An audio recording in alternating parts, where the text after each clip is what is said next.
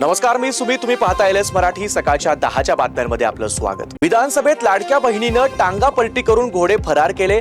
आता तोच चमत्कार या निवडणुकीत करायचा आहे. कोणीही मायकाला आला तरी लाडकी बहीण योजना बंद होणार नाही, असं उपमुख्यमंत्री एकनाथ शिंदेंनी म्हटलंय. मुंबईचा विकास करायचा असेल तर महायुतीशिवाय पर्याय नाही, असंही एकनाथ शिंदे म्हणाले. महायुती घाबरलीये. महायुतीमध्येच एकमेकांवर टीका केली जाते. ते आता फक्त टीकेचं राजकारण आणि निवडणूक बिनविरोध करतायत, अशी टीका शालिनी ठाकरेंनी केली आहे. ठाकरे बंधू एकत्र आल्याचा आनंद महाराष्ट्राला झालाय. याचा निकाल 16 तारखेला दिसेल, असं शालिनी ठाकरे म्हणाल्यात. अहिल्यानगर महापालिका निवडणुकीत विरोधकांकडून सध्या झुंडशाही सुरू असल्याचा आरोप करत खासदार निलेश लंके यांनी आमदार संग्राम जगताप यांचं नाव न घेता थेट निशाणा साधलाय. आमदार संग्राम जगताप यांच्या अंगरक्षकानं पिस्तूल दाखवल्याच्या प्रकरणावरून लंके यांनी आक्रमक भूमिका घेतली आहे. जर माझ्या कुठल्याही कार्यकर्त्याला हात लावला तर गाठ माझ्याशी आहे, असा सज्जड इशारा खासदार लंकेंनी दिलाय. मालेगाव महापालिकेतील वंचित बहुजन आघाडीच्या उमेदवारांच्या प्रचारार्थ प्रकाश आंबेडकर यांनी कार्यकर्त्यांना मार्गदर्शन केलं. मुफ्ती आणि मौलवी केवळ मुस्लिम आहेत म्हणून प्रचार करणं थांबवा. अन्याय प्रसंगी बाजू घेणाऱ्या संघटनांच्या पाठीशी मुस्लिमांनी उभं राहावं.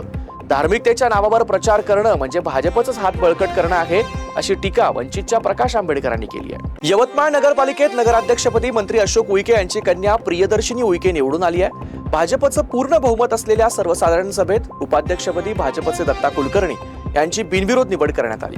भाजप, काँग्रेस, शिवसेना, शिंदे गट यांचं पक्षीय बलाबल पाहता या ठिकाणी 5 स्वीकृत नगरसेवकांची निवड सर्वसाधारण सभेमध्ये करण्यात आली. रत्नागिरी शहरातील क्रांतीनगर परिसरात माणुसकीला काळीमा फासणारी धक्कादायक घटना उघडकीस आली आहे. या ठिकाणी एका कचऱ्याच्या ढिगाऱ्यात अवघ्या एका दिवसाचं नवजात अर्भक बेवारस स्थितीत आढळून आल्यानं संपूर्ण जिल्ह्यात खळबळ उडाली आहे. हे अर्भक मुलगा असून त्याला अशा निर्दयीपणे सोडून देणाऱ्या कृत्याबद्दल नागरिकांकडून तीव्र संताप व्यक्त केला जातोय. लातूर जिल्ह्यातील जवाहर नवोदय विद्यालयाच्या वसतिगृहात इयत्ता 6वी मध्ये शिक्षण घेत असलेल्या अनुष्का पाटोळे या 12 वर्षीय विद्यार्थिनीचा संशयास्पद मृत्यू संपूर्ण समाज मनाला हादरवून सोडणार आहे.